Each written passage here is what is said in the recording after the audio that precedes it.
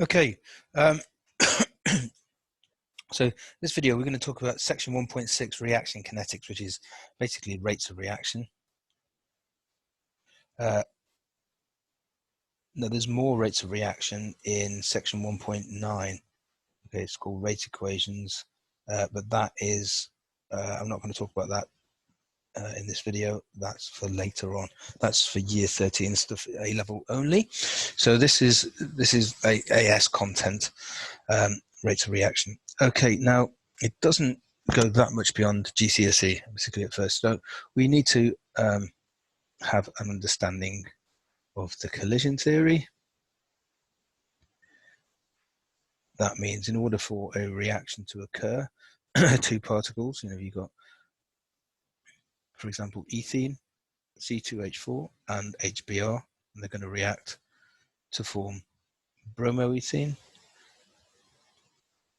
In order for them to react, they must collide first of all. They must collide, which is pretty obvious.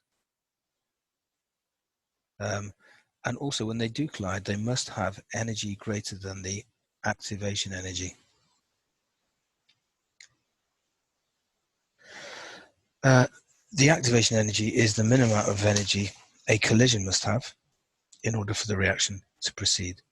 If they have a collision, the total kinetic energy of the two particles is less than if the collision has less energy than the activation energy. The activation energy is sometimes called EA. Right? Then no reaction. They'll just collide. They will just bounce off each other. And most collisions, the particles will not have enough energy to react, and they just, nothing happens. Okay, the vast majority of collisions are ineffective. Right, that is all GCSE stuff. But now we need to, there's some new things. We need to think about this thing, the Maxwell-Boltzmann distribution.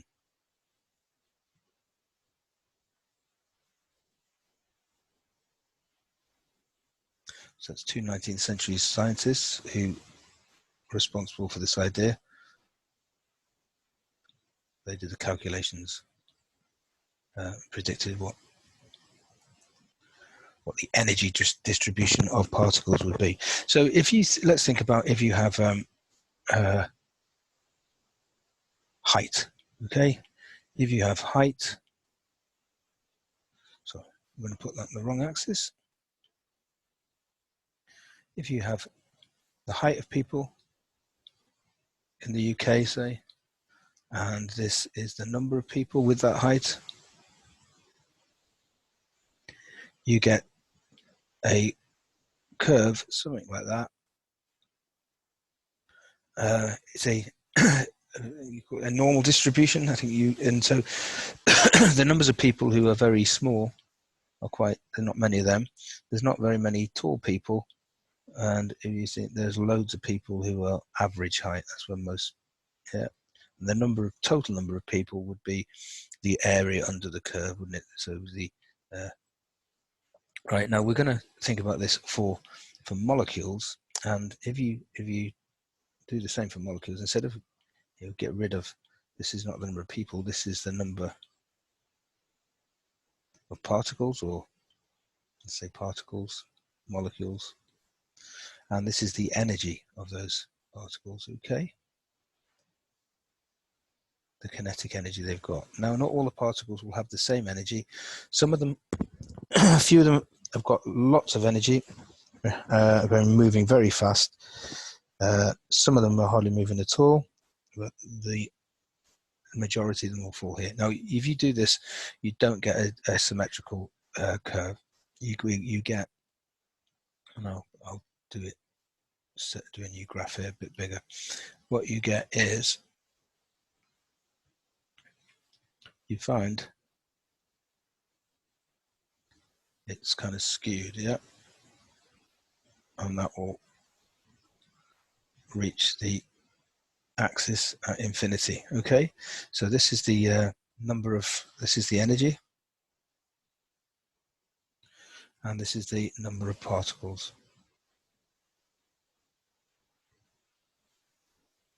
So the Maxwell-Boltzmann distribution, they predicted that you'd get this kind of curve, and experiments have shown that this is actually what you do get. Right, so this is the energy distribution at a particular temperature. Okay, so we're looking at, so we've got hardly, with very low energy, not many molecules at all. We've got a lot here. This is the most, this is the, here, that's not the mean energy, is it? It's actually the modal energy. The mean would be somewhere, so that's the mode energy. That's the energy that the most probable energy that the particles will have. The mean is going to be somewhere shifted to the right, slightly shifted to the right of there, that green line. That would be the mean, because this isn't a symmetrical curve. Right, now let's think about what the area under the curve means. So the area under the curve, you can think of it as adding up like loads of little bars in a bar chart. Okay, so that many particles have very low and so on. If you add all of those numbers up, that will give you the total number of particles you've got. So area under the curve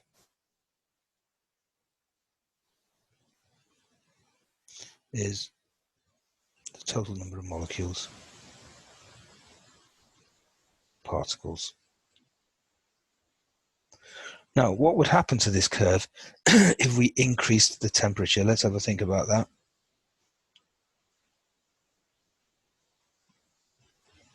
Well, two things would happen, wouldn't it? Well, you could, first of all, that is going to shift in that direction. The peak will shift. Why will it shift? Because the average energy of the particles is going to increase.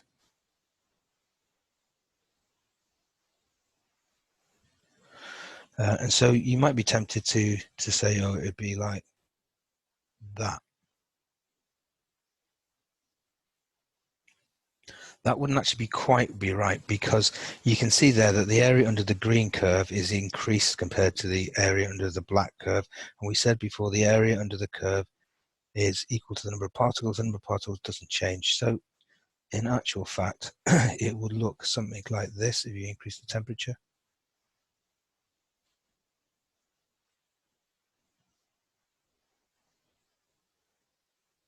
That would carry on there. So the important thing to notice, if you increase the temperature, so this is a higher temperature.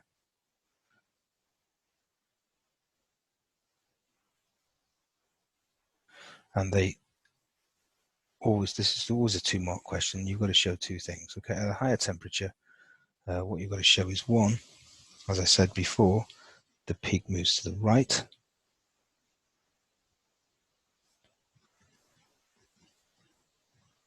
But also you've got to show that the height of the peak is lower.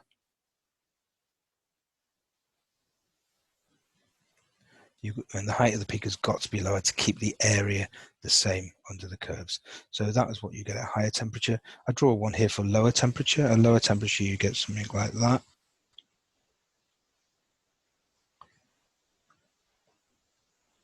Okay, so your peak is to the left and higher, but the area under the blue, the black, and the green curves should all be the same.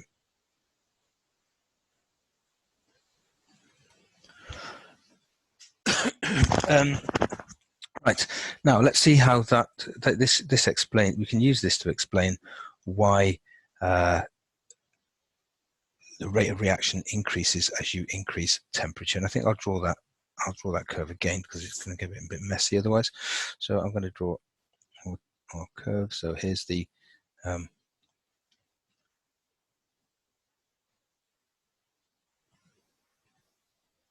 there's one at lower temperature, and do one at slightly higher temperature.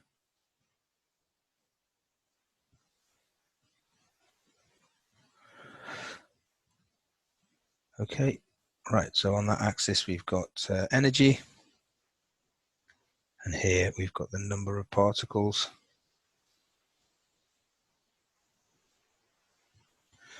So let's say that the activation energy is, let's draw that there for this reaction, it is there. That's EA, that's the activation energy. So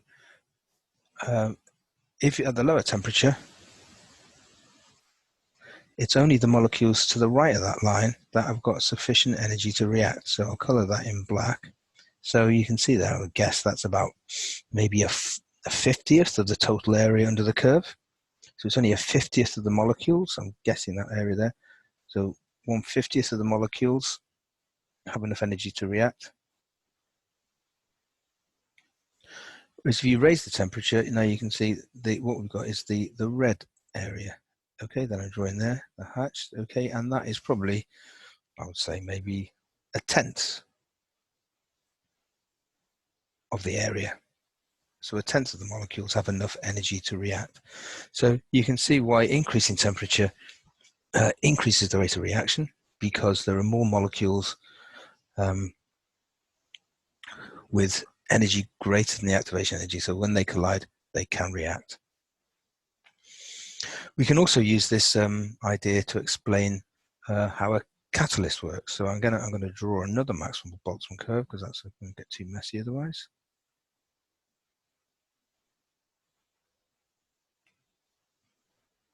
Okay.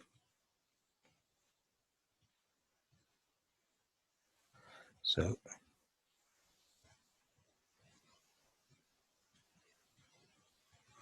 I think that's the best one I've drawn so far. That's a good one, like that one. Okay, so we're going to say activation energy here. This is the normal activation energy. About, where we go, we'll have blue, shall we? This is the normal activation energy, EA, no catalyst. And how does a catalyst work? Well, a catalyst,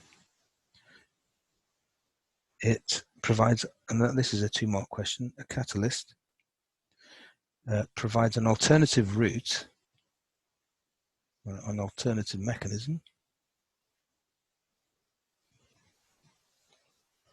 and that route has lower activation energy.